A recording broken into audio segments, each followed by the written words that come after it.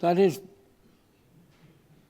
a Kennet and Avon Canal Trust stall at, I think, Henley. The IWA used to produce a big festival once a year. Twice they held it at Henley. Each time we produced a stand. They also was produced twice at Beale Park. We manned the stand on each occasion.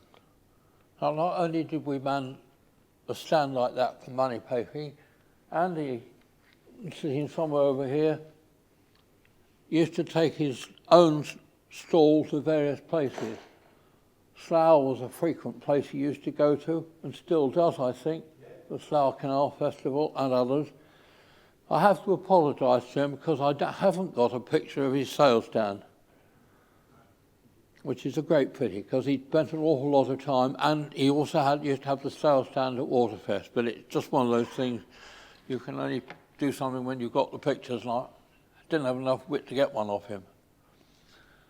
Not only did we do that sort of thing, but in the early days, the Admiral used to have the annual general meeting of the Trust, used to move around the various branches.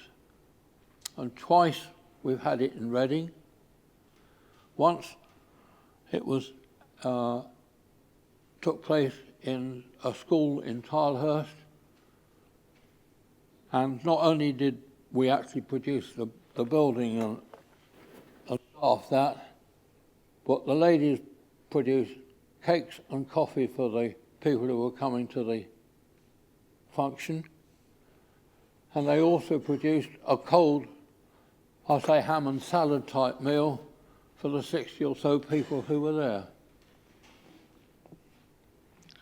Second time, we did the same thing at Burfield Village Hall, organised that for the Trust, but this time they got caterers in, it was easier.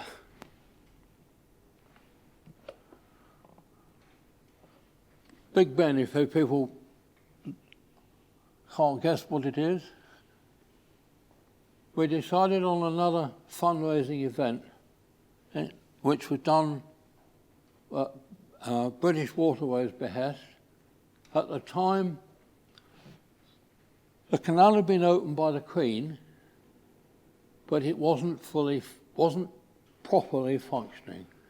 There was still an awful lot of work to be done, even though the Queen had opened it. And if the work hadn't have been done, large chunks of the canal could possibly have slid down the side of a hill into the river. And if that had happened, I don't think we would ever have got the canal opened again. So money had to be found. This is when we had a vast sum of money from the National Heritage to do work to finish off the restoration, to do the engineering side, because all we'd done up to them was got it open. And we decided that as another money-raising and publicity event, as 50 years before, they'd taken a loyal address to the Queen complaining that if the canal nobody spent any money on it, it would become a dirty, stinking wreck. We decided that we would produce another loyal address to the Queen, saying now it was all open and there were no problems with it. You could go through it by water, or you could cycle along it, or you could walk along it. And we had the launch was in the House of Commons. Tony Durant arranged that for us. On the right is Peter, who was the branch chairman. On the left is the lady who did the calligraphy for the thing. Sorry? Jenny Sardi. This time with the Mayor of Devizes. In the middle was the chain, a vice president of the IWA on the left-hand side, and the trust chairman on the right-hand side.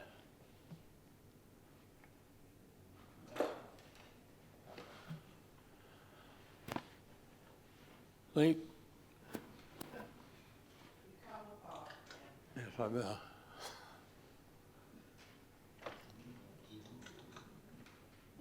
We brought the actual Declaration of Gratitude in the large frame, and that's the Mayor of Reading signing it. As we started its journey down to Devizes, we were going to do exactly the opposite of what had been done 50 years before.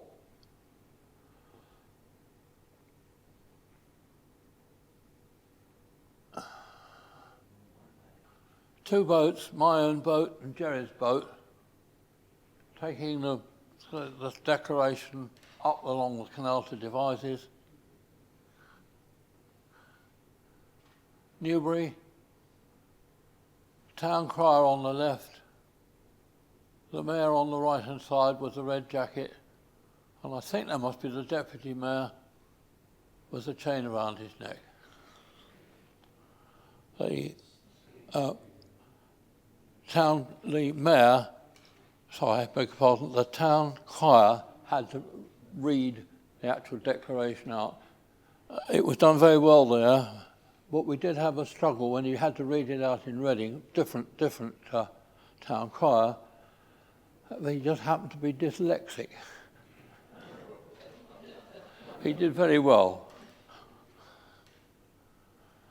On the way out round collecting signatures, I think that is a gentleman who... The one who wrote Billy. Yes, was educationally... It's the Bruce Trust. Yes. Yes. And he managed to sign his own name. In very large letters, he signed it Billy.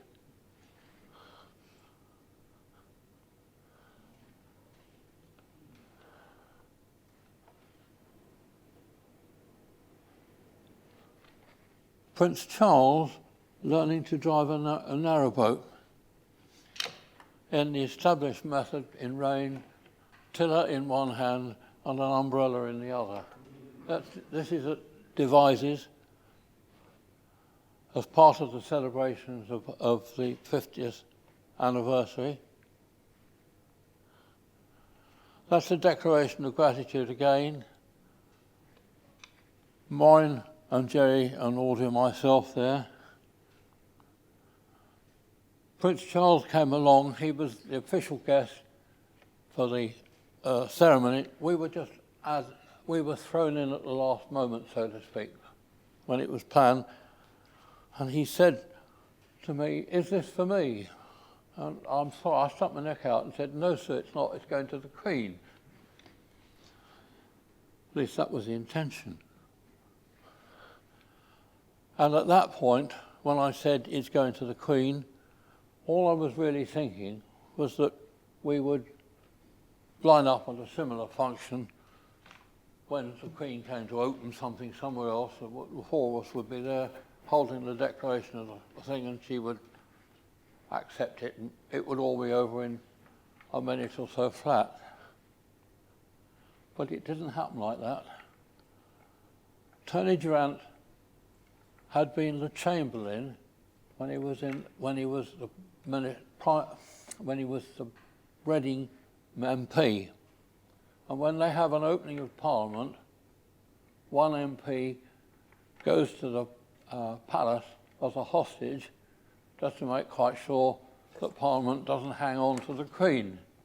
And Tony Durant was the person who was incarcerated in the palace during the opening ceremony.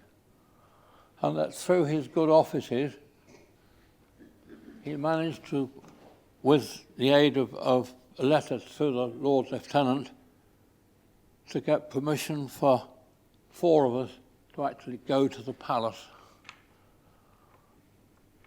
On the left is Tony Durant. I'm holding the thing in the middle, Next to me is the chairman of the Reading branch at the time, Peter, and on the extreme right-hand side is the trust chairman, Brian Poulton. There is obviously no wrong way, no picture of us actually presenting it to the Queen. The story about that, though, is when we were showing it to the Queen, we told her how we came to make it, and that the original one of 50 years before had been lost. And were we quite sure it was lost? Yeah, there was no doubt that they couldn't find it. They just got this one photocopy of the page. And so we left it at that point and continued. She was talking to us for about 15 minutes, I suppose. And then she sticks her hand out to say goodbye. We started to walk out, and as we walked out, a loud, commanding voice came from behind us. It was quite clearly was a royal command.